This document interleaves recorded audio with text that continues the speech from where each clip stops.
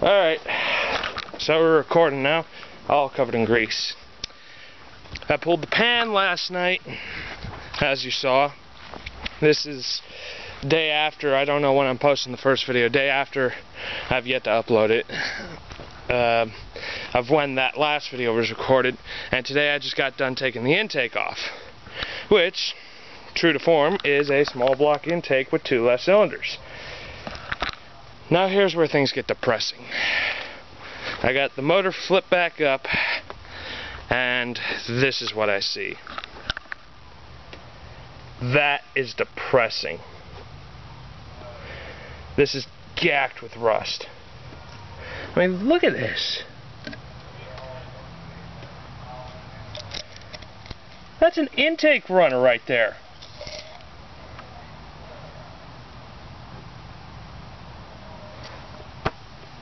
Worse yet, focus, you fuck. This right here,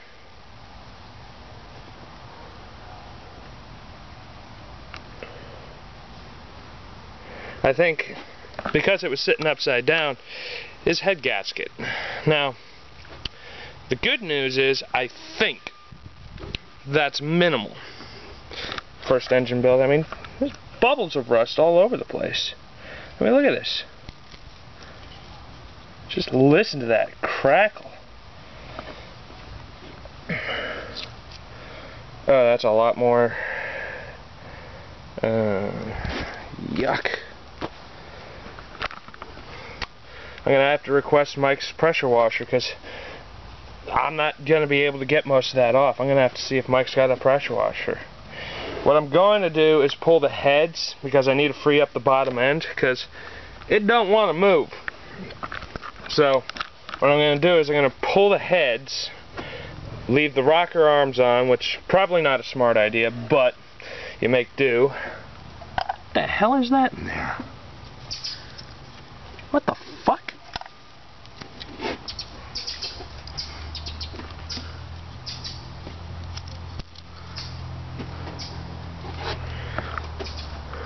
Some kind of plug. Jesus, this thing was a mess. Is a mess. Well, the guy said it sat outside for the better part of 2 years. God only knows how long it sat in the junkyard when he pulled it. But this actually gives me a pretty detailed look at the water passage system. So what I might end up doing is making my own custom intake for this motor, because as much as that stocker works, it's crap. And I'd rather make my own out of tubing and all that good shit than have one custom made. That's real interesting. The lifters are secured in with a pan clip. I don't think anyone's on the internet has posted any kind of video like this where it's just a detailed look at the oil valley of this V6. You notice that the ports are different, and that's because if I'm doing my math right, if this were in standard V8 format, cylinder 2 would be here in this line, and cylinder 7 would be about here, because this is 1, 2, 3, or 1, 2, 3, 4, 5, 6, or on its V8 brother, 1, 2, 3, 4, 5, 6, 7, 8. God damn, this thing is just gacked with rust.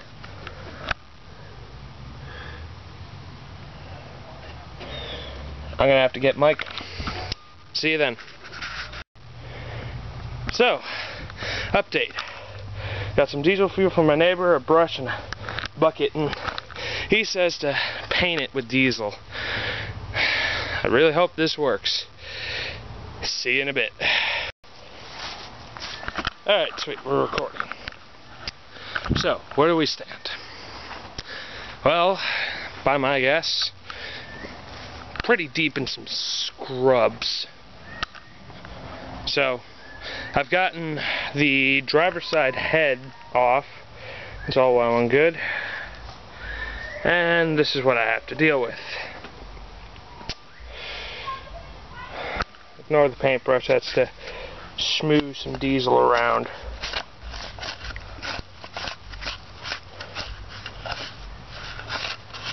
Now, I'm pretty confident in saying that this is a 90 motor.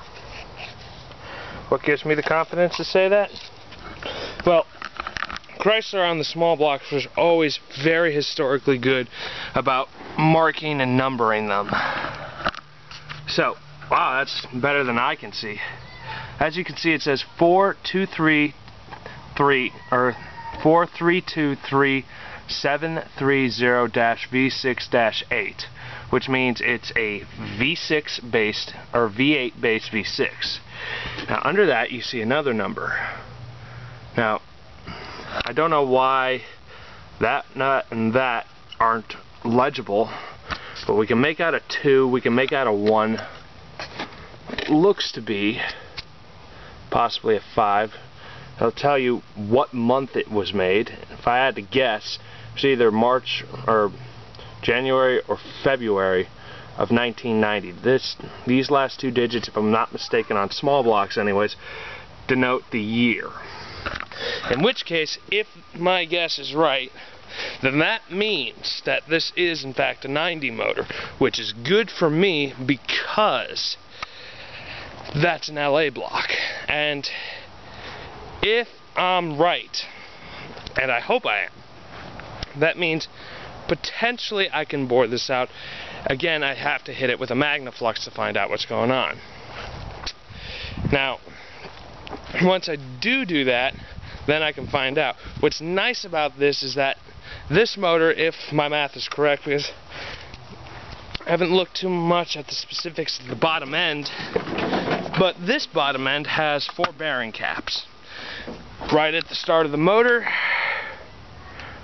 2 in the center between the 3 sets of crank rods, and then 1 at the back with the oil pump drive attached to.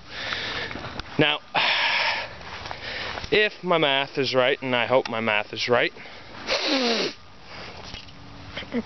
that means that this motor has more structural integrity on the crank than its V8 big brother, which has the same number of bearing caps, or potentially less. Incidentally, retard alert, no it doesn't. It actually has an extra bearing cap, all 5 in total. This hasn't been the case on V8s since the mid-50s. That's when everyone started putting caps on every space between rods. So, yeah. I want to say that Chrysler had 5 on the V8, but I've never rebuilt a small block Chrysler in reality. This is as close as I'm going to get is this V6. But we are making progress on the motor. And regardless of what the condition of that motor is, there doesn't look to be any cylinder wall damage on the driver's bank of pistons, or even holes in said pistons. I mean, hell, here's the one closest to top dead center right there. No holes. That ain't leaking, so let's just put that schmoo up there.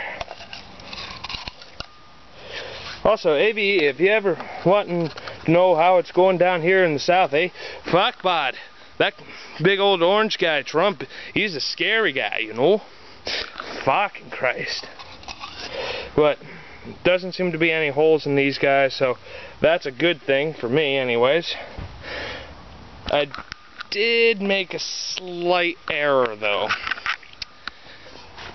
When I know it's priority to do so, and even more so with the tappets. The tappets, you really can't get those fucked up.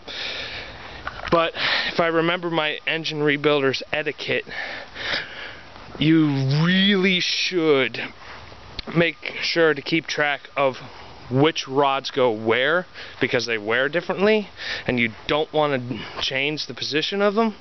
You really don't want to fuck that up, because otherwise all sorts of unholy hell come free. And when I was pulling the head, I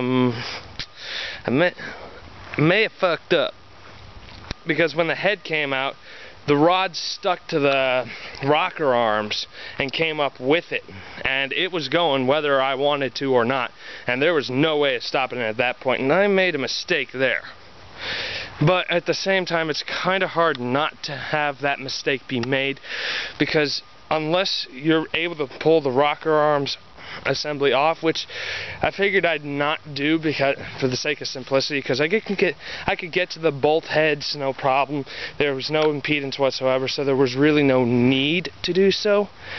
And that's where I done fucked up. I should have done that, and if I'm gonna keep the rocker arm assembly on the heads on the passenger side, I'm probably gonna leave them most of the way on with the bolts, and then come in and systematically push and remove each rocker arm off of the push rod so that this doesn't happen again, because right now I'm actually missing a push rod, and I really, really, really don't like that at all. I mean, I don't know if it's down there somewhere. I'm gonna have to check under the pallet. This is something I don't like happening to me. Really don't. But what you gonna do? I'll be seeing you kids in the next video. Peace.